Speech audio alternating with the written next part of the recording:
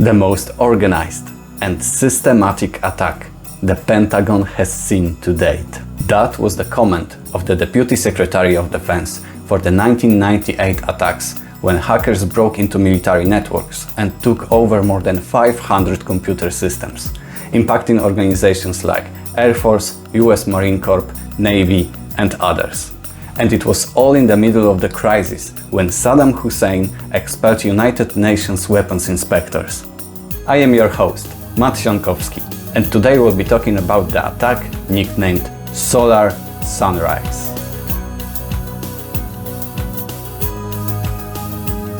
January 1998. The world is hit with the news. I did not have sexual relations with that woman. Well, that too. But let's focus on the more important matters. Saddam Hussein blocked the ongoing work of the United Nations Special Commission, accusing them to be selected strictly to gather intelligence for the United States. UN personnel was sent to Iraq to inspect and uncover the production of the weapons of mass destruction. When I say to Saddam Hussein, you cannot defy the will of the world.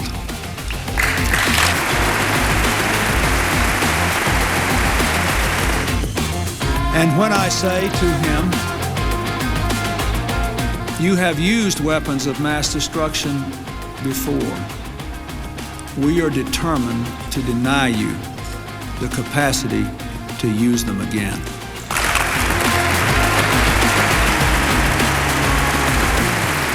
Note that this is not some small political games.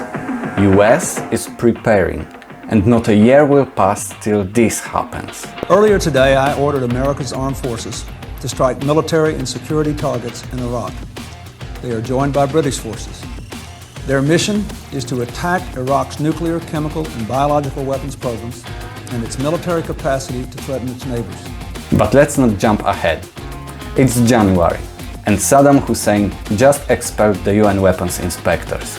The building of the United Nations in Iraq has been hit with an RPG, though it wasn't carrying any explosives. The atmosphere was thick, and tensions between US and Iraq were clearly building towards a military conflict. And the process has begun.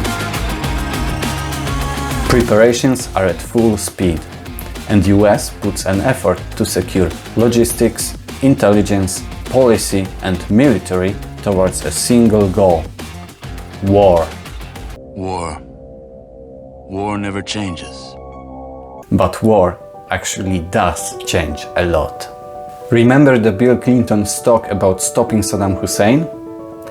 It was part of the State of the Union speech. Let's move a little forward and skip a few subjects. We should enable all the world's people to explore the far reaches of cyberspace. Think of this, the first time I made a State of the Union speech to you, only a handful of physicists used the World Wide Web. Literally just a handful of people. Now, in schools and libraries, homes and businesses, millions and millions of Americans surf the net every day. Well, it's not only homes and libraries, but also federal organizations that make use of the internet. Now it's closely tied to the communications, logistics, and general management of most important government agencies. And it starts to become a problem. Is the internet the new front of conflict with Iraq? February 1998. Automatic security incident monitors in Andrews Air Force Base detect a break into a computer located in that base. And that is just a beginning. Soon other Air Force bases detect similar activity. Then bases of Marine Corps and the Navy. The attack itself proves not to be a complicated one, but its execution is well structured and systematic, hitting targets at different government organizations in a short time. Attackers used a well-known vulnerability in Sun Solaris operating systems, hence the name of the attack, Solar Sunrise.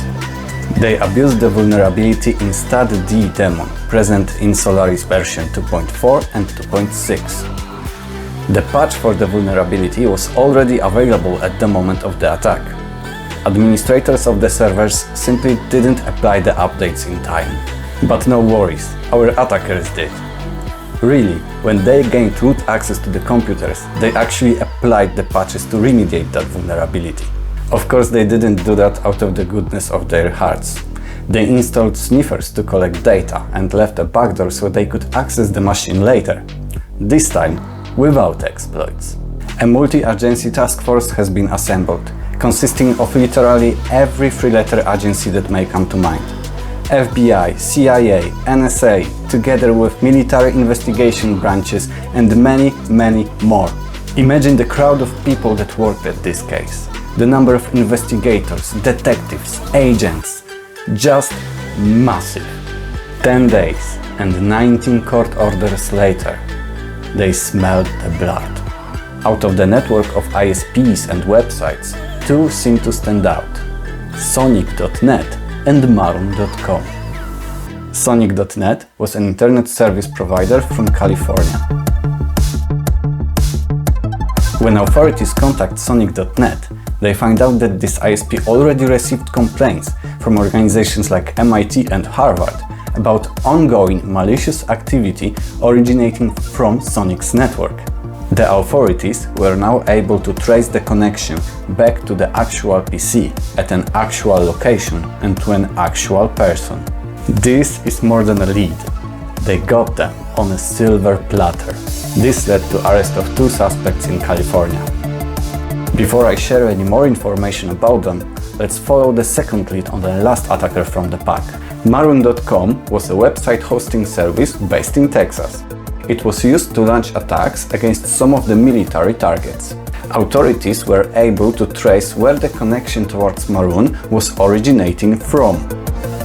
The IP address belonged to an ISP in Israel.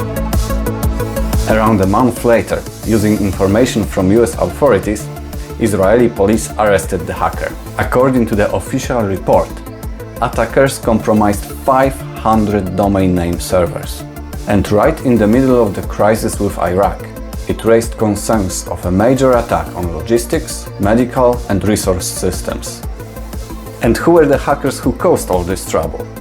The two hackers from California were 16-year-old high school students, nicknamed Mac and Stimpy, and the hacker from Israel was their mentor, nicknamed the Analyzer. His age? 18. Three teenagers, hacking into most notable organizations, including military, having absolutely nothing to do with the Iraqi conflict. Doing it all just because they could, because it was possible. The Analyzer spent 8 months in prison. The Californians were lucky to be underage, and they ended with probation and community service. I love the case of Solar Sunrise, because it's like a definition of an asymmetric attack. 3 skilled teenagers hacking 500 servers, investigated by an army of agencies. Comparing resources it took to perform the attack to the resources impacted and used to find the hackers simply makes no sense. And the hackers used a simple, well-known vulnerability. No sophisticated methods here, but it doesn't take away neither from the size nor the importance of the attack. Remember that even though they were detected, they did manage to breach the security of the servers in the military bases, among others. So it proves that the simple vulnerability and their vector of abusing it was just enough to pull it off. It was a defining moment. Those 3 hackers were arrested, but they did manage to show how vulnerable and unprepared we are for this new kind of warfare, for the new era that we experience, the dawn of a new threat. Solar Sunrise, Dawn of a New Threat, is an original 18-minute FBI VHS, which was created as a training material for the law enforcement in 1999. It is available on the channel of Wired. I recommend it if you're into the whole vibe of the 90s. And the key takeaway, keep your systems updated. The patch for the used vulnerability was released in December.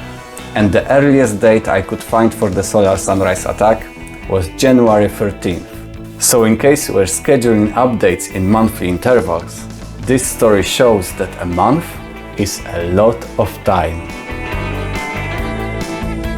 There, you've made it till the end of the video. I'm pretty sure 30 minutes ago you would never guess you would take a peek into the rabbit hole of cybersecurity in the 90s. Thank you for taking this path with me. You've been a great companion and I hope you feel the same way about me.